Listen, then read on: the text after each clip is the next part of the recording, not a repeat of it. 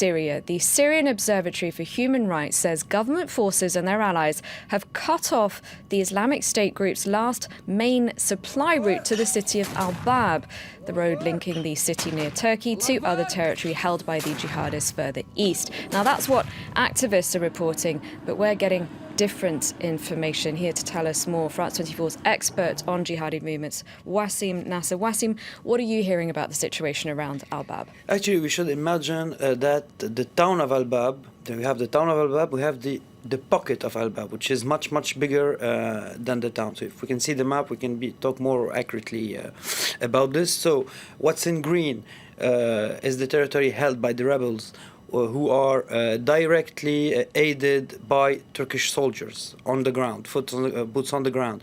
The red part is the part held by the regime and by the militias loyal to the regime, among them the Hezbollah. The red is the PKK, the YPG, the Syrian version of the PKK, and the gray or the black is the part held by the jihadis. So we see in light gray the town of al-Bab, and Turkish forces are trying to get to Baza. They were stopped there by the jihadis yesterday. They tried Kabbasin too, and they are stopped here on the doors of the town of al-Bab.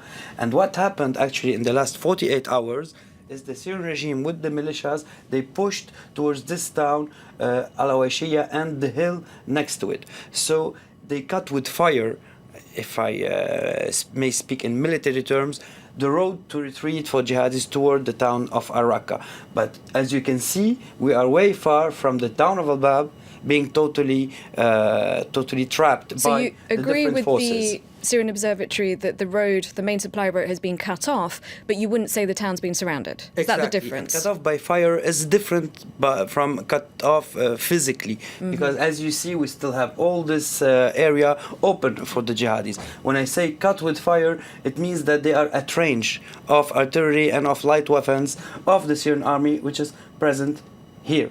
You see? So, and things could change on the ground, because if the Syrian army loses this hill, the road will be open again.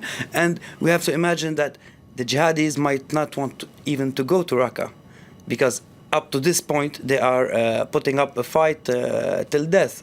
And we see that the Turkish army has lost many men during this fight. The rebels too, they lost a lot of equipment too. And it goes the same way for the Syrian army and the militias fighting with them. Okay, now what if the city were surrounded? How would that affect the dynamics in the region, considering all these different groups? Actually, yes. As we see on this map, there are different parties acting around al-Bab, and all of them want to take the town of al-Bab for different reasons. If we start, for example, with the rebels aided by Turkey, the Turkish government wants to consolidate its security zone, and al-Bab is very important for them, and it became important symbolically because, as I said a few minutes ago, they lost many men there, and they lost a lot of equipment too, which is like, for example, very advanced tanks, Leopard tanks made in Germany, many armored vehicles which are being shown by the jihadis as trophies or as spoils of war. So it's very important for them to take back this town, without forgetting also that 2 Turkish soldiers were burned alive around al-Bab and showed in a video of the Islamic State. So it's important for Turkey to make a point and to take this town symbolically and physically.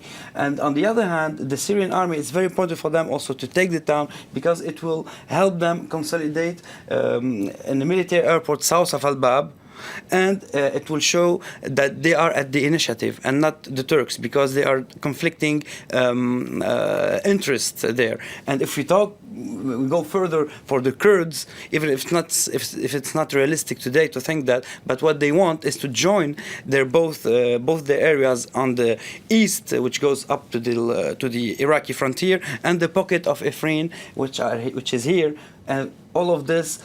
To make this possible, they have to take the town of al-Bab. So today it's a very complicated situation, because we don't know if all these parties are gonna find a kind of agreement to say who's gonna go into the town.